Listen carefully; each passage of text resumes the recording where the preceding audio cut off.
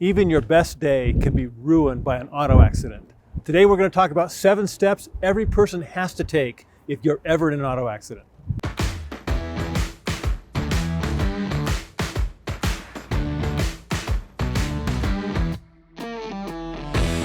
In the moment right after a crash, no one's thinking clearly.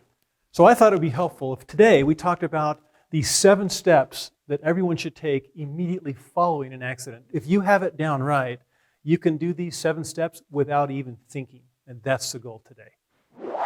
Whenever you're in an accident, the first and most important thing are the people involved. We don't want anybody not being taken care of immediately following an accident. So it's safety first. Always check for injuries, not only on yourself, but also for others. Don't endanger yourself or others by staying on or around the vehicle unless it is absolutely safe. Now, this reminds me of when my own family was in a very serious accident several years ago.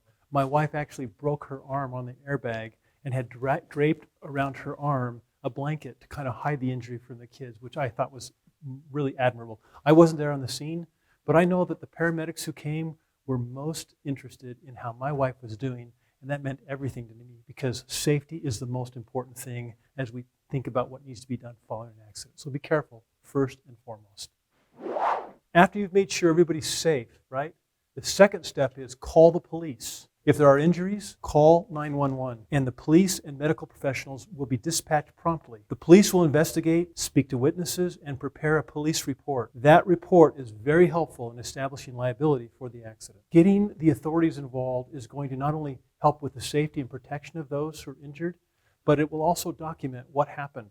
Give the people who are not involved in the accident, who are objective and well-trained, an ability to kind of figure out what happened and prepare a report that will really detail everything that an independent insurance company or an independent jury might need to understand about what really happened at the accident. So call 911, call the police if there is an injury, and get the professionals involved right away.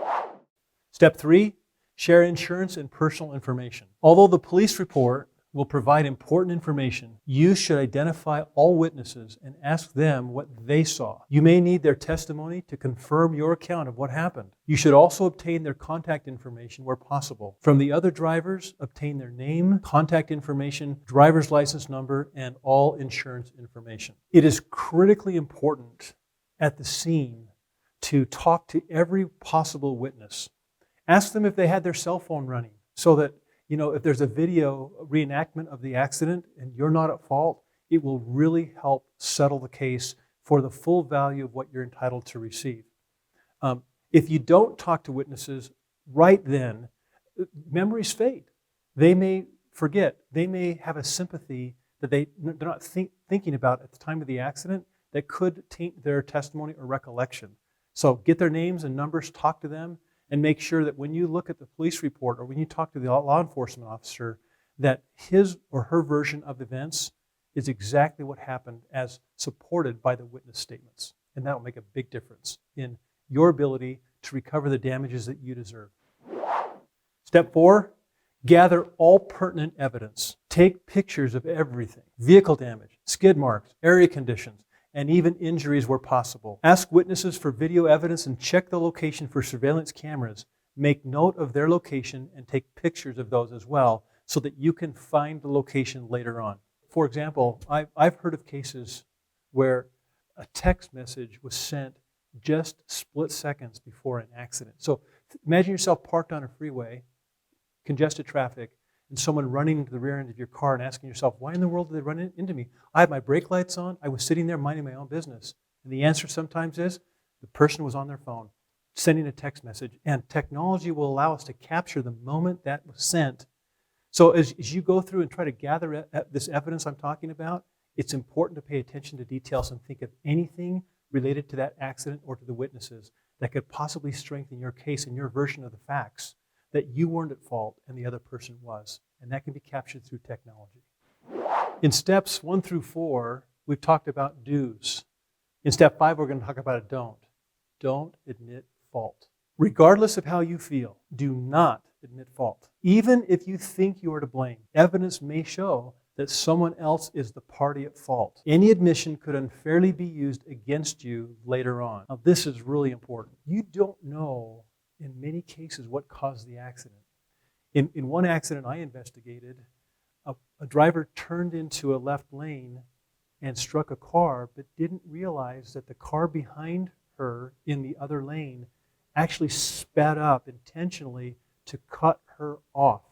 So the driver turning left, or merging left, may have believed she was at fault when a camera actually caught the other person racing to get into that place and actually initiating the contact. So even if you think in your mind, this is my fault, you never know. So don't admit fault and let a fact finder, let a police investigator opine on what caused the accident. Let a jury decide who's at fault, and don't go giving the case away.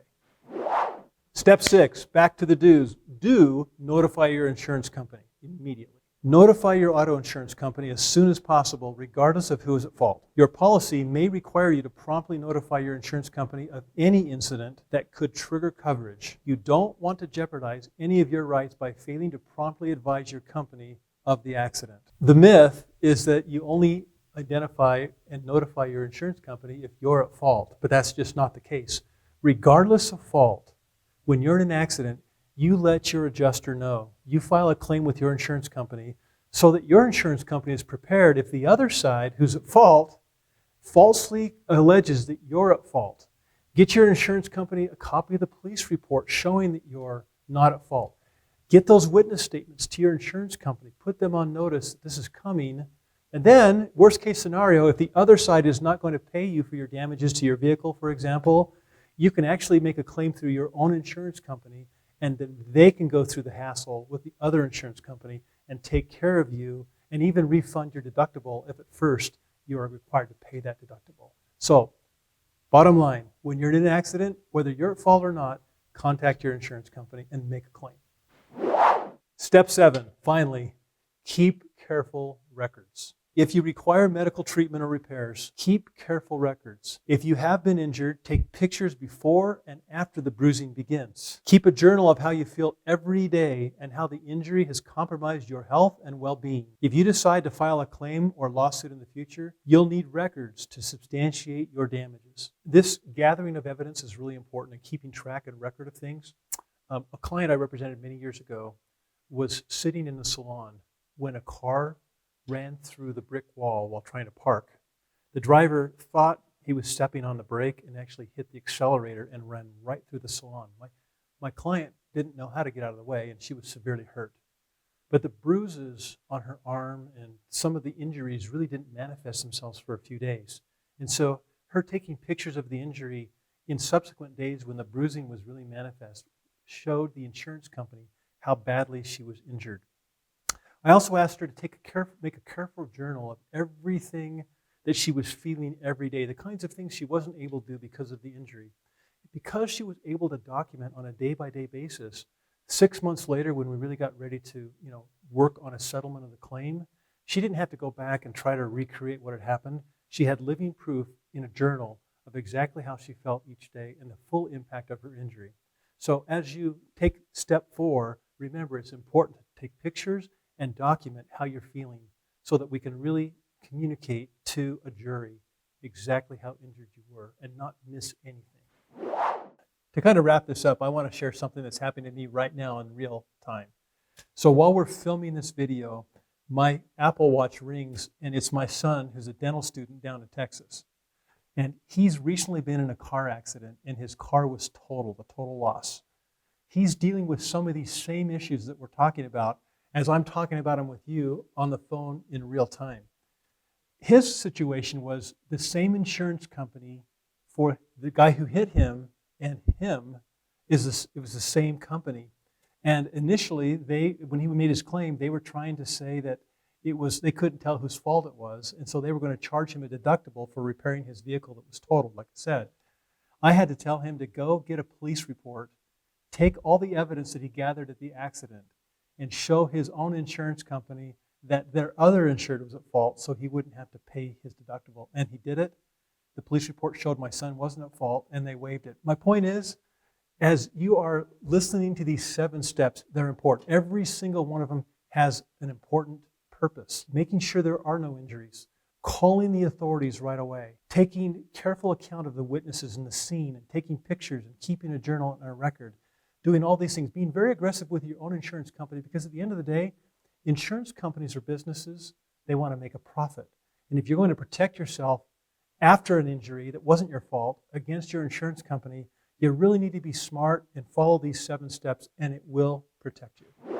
As you are facing a perfect day gone awry through a car accident, we understand that if you know the 7 steps, if you are in a situation where it's serious, you need to consult a professional. And I invite you to click the link below and let us know how we can help you. Keep in mind that, of course, this isn't intended to be legal advice, but again, if you click the link below and give us your story or share your information, we'd be more than happy to help. Thanks for watching. Don't forget to subscribe and ring the bell so we can send you more of our amazing content as it becomes available. And I invite you to watch this next video.